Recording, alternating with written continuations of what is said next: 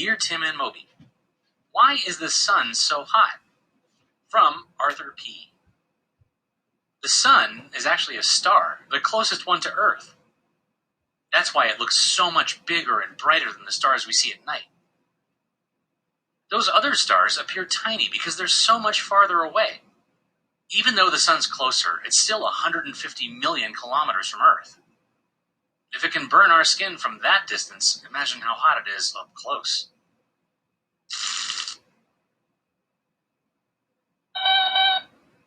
Well, the sun is way hotter than a stove. The photosphere, or surface of the sun, is close to 6,000 degrees Celsius. And if you went down into the core of the sun, you'd experience temperatures around 14 million degrees Celsius. Right, don't go into the sun. The sun is made of mostly hydrogen and helium. The sun's powerful gravitational field causes nuclear fusion reactions. That's when atoms fuse together to form new elements. This produces enormous amounts of energy, way more than enough to power all life on Earth. Some of that energy is harnessed by plants, which then get eaten by animals, who in turn get eaten by other animals. There's also lots of energy left over. It heats up the ground, air, and oceans. All of this energy would create overwhelming heat if sunlight were constant. But most places on Earth get sunlight for just part of any given day.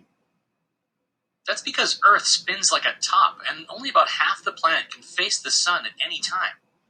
The other half faces away and gets a chance to cool down. That's nighttime. The Earth makes a full rotation every 24 hours, which is why a day is 24 hours long. Over the course of a year, Earth's tilt causes sunlight to strike at different angles, creating seasons. The sun dictates the seasons, controls the weather, and drives the water cycle. Take away the sun, and Earth would quickly become a frozen ball of lifeless rock.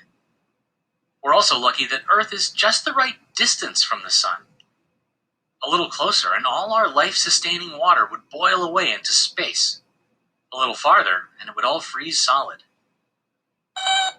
The sun was created out of the same cloud of gas and dust that formed the rest of the solar system.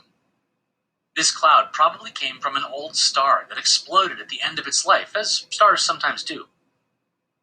Today, the sun contains 99.8% of the mass of the solar system. That's almost everything. And in case you were wondering, the sun is middle-aged. It's about 4.5 billion years old, and it's got another 4 to 5 billion years to go.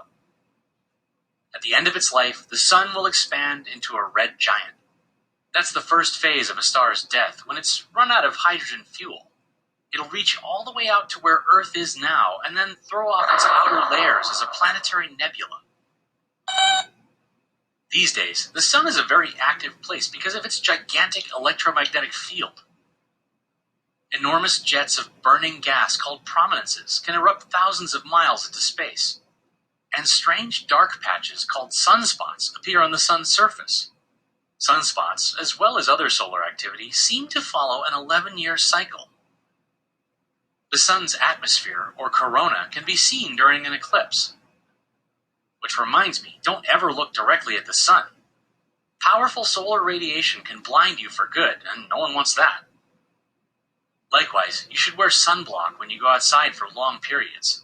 The ultraviolet radiation that the sun gives off can cause permanent damage to your skin.